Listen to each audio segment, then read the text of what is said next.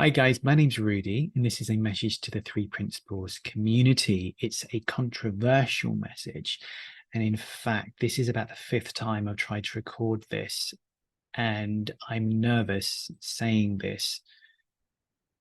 And I keep not wanting to post this, which is hopefully the final version. But then my gut instinct was like, yes, you need to post it. So here we go. As some of you may know, I was teaching the three principles for about 20 years. I trained with Sydney Banks. I spoke all over the world about the principles, blah, blah, blah. And I stopped teaching the principles, I don't know, maybe 3 or 4 years ago now. And now myself, my wife teach something we called Wholality. So what is a person? What am I trying to say? Okay, I'm going to tell you what I'm going to try and say with a story. So I was doing all that, talking all over the world. I was this seemingly sorted facilitator on stage, talking through this deep feeding, blah, blah, blah. And people could look at me and go, oh, I want to have his life, or he really gets the understanding.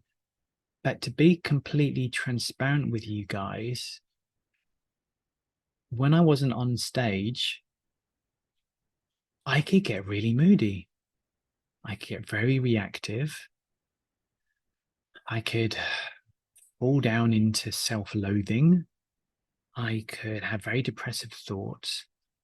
And I don't know, I just wasn't, there's always something slightly wrong with my life that I needed to change. Like there was this dissatisfaction in general, but you wouldn't know looking at me and looking at my videos and me talking. I trained with all the big names, but there was something missing. So one evening I sat down, I thought, dear Lord, my version of universe, please help me, what's going on? And this big reshuffle of my life and getting incredibly humbled. I later met my wife Jules, who really opened me up to many, many things. But my point is that saying that experience is 100% just thought created, I have found to be very limiting. And I'm going to carry on with my story to unpack why I'm saying that. So throughout me teaching Thought Creates Experience, had all those things going on that I just mentioned. And anytime I went to my body, I just, no, it's just thought, it's just thought, it's just thought. But the thinking still kept arising of disempowering, of fear, of negativity, of self-loathing. I couldn't get rid of it. It's like terrorizing myself with my own head. And of course, I had times when I wasn't doing that, but it was my constant companion through my life. Now, when I met Jules, she introduced me to something called the polyvagal theory created by Dr. Stephen Porges, and we've just released a video with him talking about that and other things. But what happened is fundamentally what that is saying is that there's a stimulus in the world. Now that stimulus comes through our physiology, the state of our body, the state that our body is in. So example, you've got a stimulus. If our body is in a relaxed and feeling safe, then you're going to respond in a more productive or more empowered way. If that stimulus is coming through a body that is stressed and anxious and kind of agitated, then you're not going to respond in a very positive way. It's going to be more emotional, more reactive. So the physiology sits in between stimulus, the physiology, the neurology, the nervous system, and response. Now, the three principles in its current form doesn't teach about the body, doesn't teach about the nervous system. It's saying everything is thought created. It misses the body. Now, I want to unpack this a bit. I used to have a horrific back condition that only constant yoga and massage would help. I used to have these reactions. You know, when you find someone says something, you find yourself reacting, and then later you think about your reaction and it was a bit overpowered. Or I would see a stimulus in the world, then I could kind of get kind of depressed or down about it. There was these very quick responses that I had, irritability or anger. And what it is your body holds information. and your body responds before cognitive awareness or thought. You can think about what you did afterwards, but it's before thought. And since I've gone into my body, communed with my body, I don't show up the same. I don't respond the same.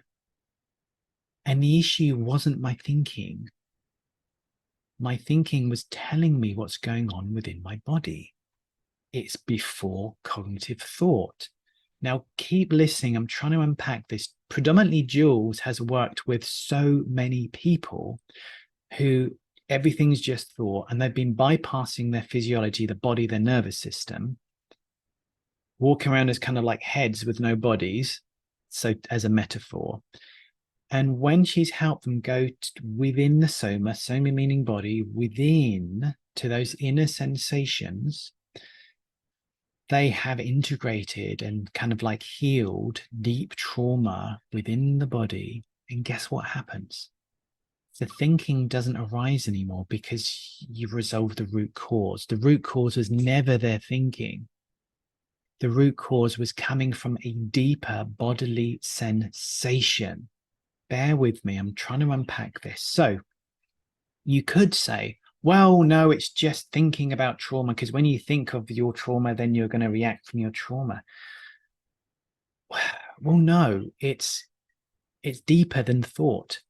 So Dr. Porges created something called polyvagal, which is basically, and proved it with 400 research journals, that information comes through the body, through the nervous system, then up to the brain. 80 to 95% of human experience is coming bottom up, 5 to maybe 20 top down. He uses the words bottom up, top down. So that's what I mean. So information is coming through the body, through the nervous system, and then is arising as a thought. And there's very little information going from the brain to the body. Now, my point is that when I was just teaching everything is thought created, I'm kind of talking about maybe from the research 5 to 20% of the human experience. So that's why I had clients that I couldn't help. They maybe temporarily feel better, but now working with the body within the whole experience, which obviously includes thinking and psychology, we're getting to the root cause of why people can terrorize themselves around thinking, because it's before what they think. They can't help it. It's like if you've got a compost and you leave the lid off and you've got loads of rotting fruit, there's going to be flies buzzing around until you put the lid on. Now, if you've got a deep inner sensation of hurt, of trauma, of loss, of grief, and it isn't integrated, that you're going to have thinking of loss, thinking of self-loathing, thinking of I'm not good enough as a byproduct of the compost. Now, when you go to the root cause of why there were these flies and you put the lid on the compost, the flies cease to be there. So a lot of issues that I couldn't help with my clients is because it's before what you think. It's deeper. It's a bodily imprint, a bodily sensation. It's before cognition. So I want to share 2 studies that proves this by the HeartMath Institute. Study number 1. Students in front of a blank screen, and every few seconds, actually about every 10 seconds, an image flashed up, a pleasant or a disturbing image. Now, they didn't know what image was going to come up, but the body knew.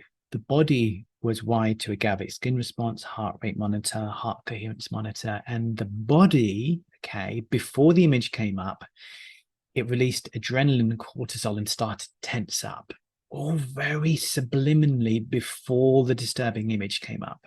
The body started to release endorphins and started to relax when a pleasant image was about to come up. The body knew 2.5 seconds before the image came up. Cognition had no idea what image was going to come up. My point is that there's an intelligence in the body that knows, and often cognition is the last stop on the train. Another study, three people in heart coherence, meaning feelings of heartfelt connection and maybe energetically speaking, a higher energy, were sitting at a table, and they got someone else to come and sit at the table that they planted who knew nothing about the study.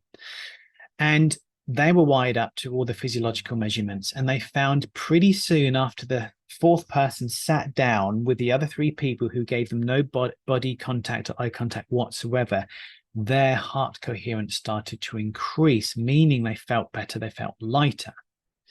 This goes to show that there's an energy counterpart to experience that is missing in the three principles. Yes, you could say it's a feeling, but there's a science behind it. There's a description, there's a reason why things are like they are. It's not mystical. It's been proven with science.